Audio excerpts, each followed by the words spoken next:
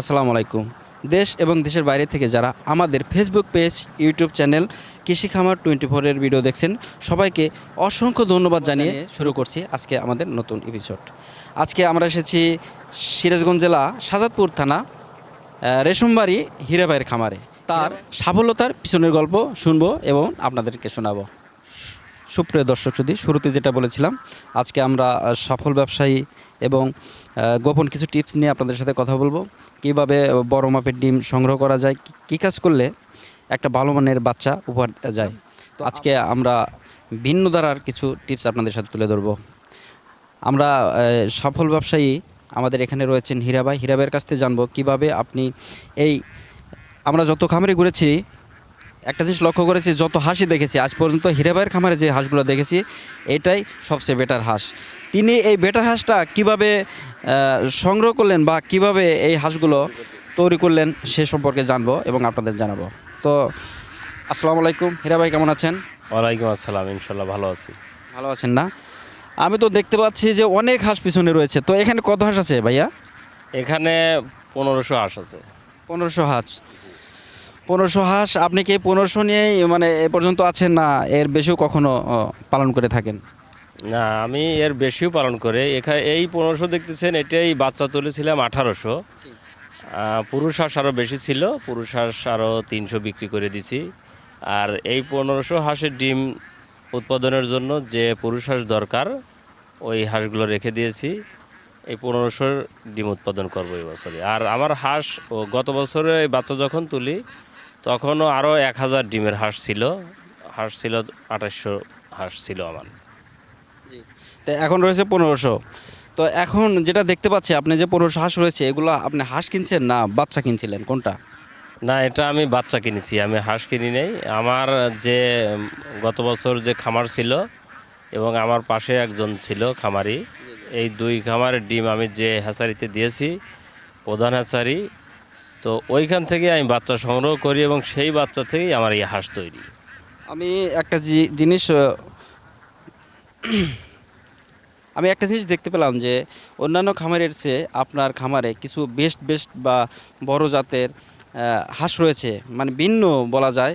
এগুলো কি হাঁস? এটা কি অন্য কোনো হাঁস, না সাধারণ যে হাঁস সবাই পালে সেগুলো? আসলে হাঁস খামারি করে সবাই জানে যে হাঁসও ভালো এবং ডিম বড়, ডিম ভালো হয় খাকি ক্যাম্বল হাঁস। কিন্তু আসলে খাকি ক্যাম্বল হাঁস সবাই পালে, আমিও পালি। তো সবাই চায় একটু অন্য ধরনের নতুনত্ব জোগাড় করতে, মানে নতুনের প্রতি আগ্রহ বেশি, সৌন্দর্যের প্রতি আগ্রহ বেশি। সেই কারণে আমি এই বছরে 4টা হাঁস মানে বাচ্চা সংগ্রহ করেছিলাম এবং 4 জাতের হাঁস এখানে আছে: খাকি ক্যাম্বল, ঝিনুক, ব্ল্যাক হল এবং রানার। তো এই 4টে হাঁসই একসাথে আছে, যার কারণে হাঁসটা দেখতে অনেক সুন্দর। আচ্ছা, এই রানার কোনগুলোকে বলা হয় এখানে? রানার ওই যেটা একদম সাদা, ওইটাকে ইন্ডিয়ান রানার বলে।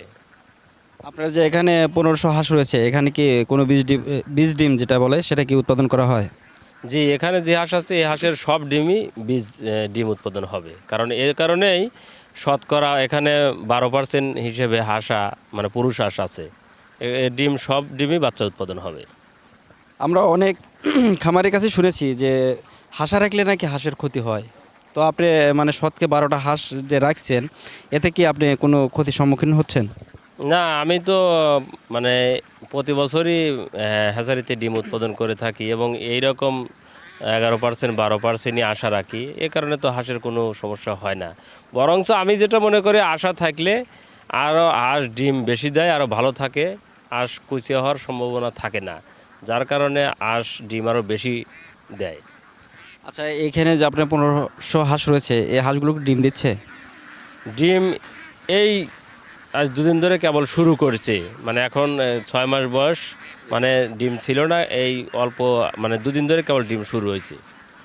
তাও 1500 হাঁসে কতগুলো ডিম পাচ্ছেন?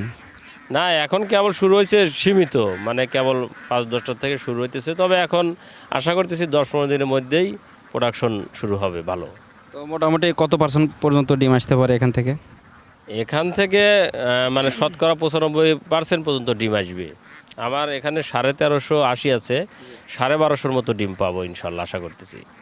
আপনি কি এরকম পেয়েছেন 95% ডিম এর আগে কখনো সংগ্রহ করেছেন খামার থেকে? জি, আমি 95% ডিম গত বছর এবং তার আগের বছর গত 2 বছরেও আমি এই নদীতে 95% ডিমই পেয়েছি হাঁস থেকে। আচ্ছা, এই নদীতে আমি দেখতে পাচ্ছি আপনি নদীতে হাঁস পালন করতেছেন। এটা কি আপনি প্রত্যেক বছরে এখানেই করেন, না আপনি এখানে ছাড়াও আর কোথায় এই হাঁসগুলো রাখেন? যদি কোনো কারণে এখান থেকে আপনাকে চলে যেতে হয় বা এখানে না থাকেন, সেক্ষেত্রে হাঁসগুলো কোথায় রাখেন? না, এ নদীতে তো এই তো মানে মাঘ মাসের শেষের দিকে আসি, জ্যৈষ্ঠ মাস পর্যন্ত এই নদীতে থাকি, ধান কাটার পরে উপরে উঠে যাই। আর বাকি সময়গুলো অন্য জায়গাতে থাকি, আমার গ্রামে থাকি, পাশের গ্রামে থাকি, এক এক সময় এক এক জায়গায় থাকি। সব সময় এই নদীতে তো থাকা যায় না। তো আপনার এখানে এই যে 1500 হাঁস দেখাশোনা কজন মিলে করেন? কজন দেখাশোনা করেন?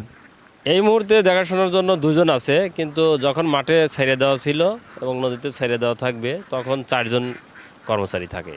এখনও কি এই 1500 হাঁস দুজন দেখা সম্ভব?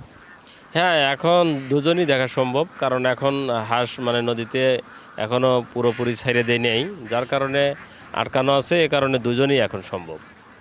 আমরা অনেক খামারে ঘুরে বেড়াই, দেখি যে কেউ কেউ বলে হাঁস পালন করে নাকি লস আসে। তো আপনি সে বিষয়ে কি বলবেন? আমার তো লস হতেই পারে, হাঁস যদি না টেকে, হাঁস যদি মারা যায় সেক্ষেত্রে অবশ্যই লস হবে।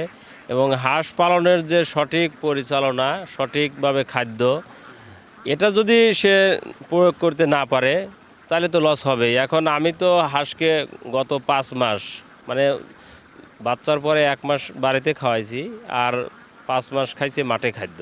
এই 6 মাস হচ্ছে অল্প কিছুদিন ধরে খাদ্য দিচ্ছি, যার কারণে হাঁসটার খরচ কম হয়েছে। মাঠের খাদ্য খাইলে হাঁসটা ভালো থাকে, গ্রোথ ভালো থাকে, বড় হয় এবং খরচটাও কম হয়। আর এখন যদি কেউ যদি আবদ্ধ অবস্থায় বা মাঠেই খাওয়ায়, কিন্তু হাঁস যদি সঠিকভাবে না খাওয়ানোর কারণে, সঠিক মেডিসিন প্রয়োগ না করার কারণে যদি হাঁস যদি মারা যায় তাহলে তো লস হবেই, এটাই স্বাভাবিক। আপনি এই হাঁসগুলো পালন করছেন কতদিন থেকে শুরু করছিলেন? আমার এই হাঁসের বয়স 6 মাস, কিন্তু আমি হাঁস খামারের সাথে মানে সম্পৃক্ত আছি প্রায় 8-10 বছর হলো বাণিজ্যিক হারে। আর ছোটোবেলার থেকেই হাঁস পালতাম 10-20টা 50টা অল্প করে, কিন্তু বাণিজ্যিক হারে আজ 8-10 বছর ধরে আছি, মানে প্রতি বছরই 1500, 2000, 2200 এরকম হাঁস উৎপাদন করি। আচ্ছা, এই 8-9 বছরে যে আপনি হাঁস পালন করছেন, সেই অভিজ্ঞতায় আপনি আজ পর্যন্ত কোনোদিন কি লস গুনেছেন? হ্যাঁ, 1 বছর আমার লস হয়েছিল। 4 বছর আগে আমার 800 হাঁস তৈরি করছিলাম, ওই 800-র ভিতর 650 হাঁস মারা গেছিলো।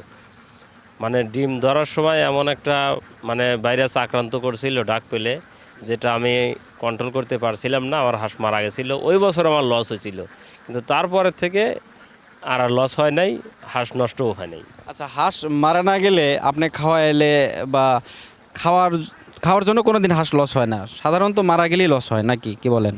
জি, আমার এটাই যে খাওয়ানোর জন্য কোনোদিন হাঁস পালায় লস হবে না। আচ্ছা, আপনি 1500 হাঁসে পার ডে মানে প্রত্যেক দিন কত টাকার খাবার দিতে হয়, কি দেন?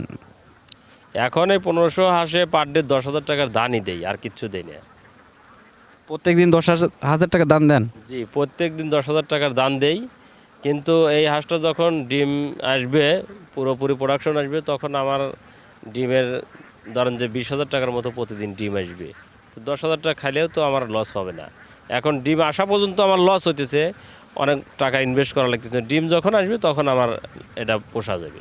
আচ্ছা, যখন ডিম দিবে তখন একটা না কতদিন আপনি ডিম সংগ্রহ করতে পারবেন খামার থেকে? এই হাঁস এখন ডিম দেওয়া শুরু করবে একদম ভাদ্র মাস পর্যন্ত, একটানা 7 মাস 8 মাস ডিম পাবো, এর ভিতর ডিম ছাড়বে না। তাতে তো এক কথা বলাই যায় যে হাঁস খামার করলে বা হাঁস পাললে লস হওয়ার সম্ভাবনা খুবই কম, নাকি, কি বলেন? জি, হাঁসের খামার যদি হাঁস নষ্ট না হয়, হাঁস যদি মারা না যায় তাহলে অবশ্যই লাভ হবে। একমাত্র লস হবে যদি হাঁস মারা যায়। আচ্ছা, নতুন যদি কেউ হাঁস পালতে চায় তাদেরকে আপনি কি বলবেন?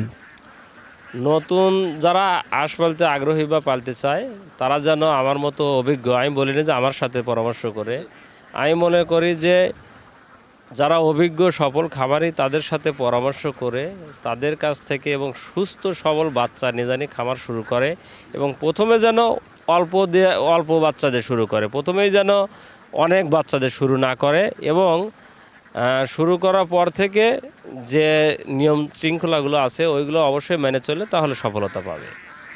তো তো অসংখ্য ধন্যবাদ হীরা ভাই, আপনি হাজারো ব্যস্ততার মাঝে আমাদের সময় দেওয়ার জন্য, আমাদের কৃষি খামার 24কে সময় দেওয়ার জন্য।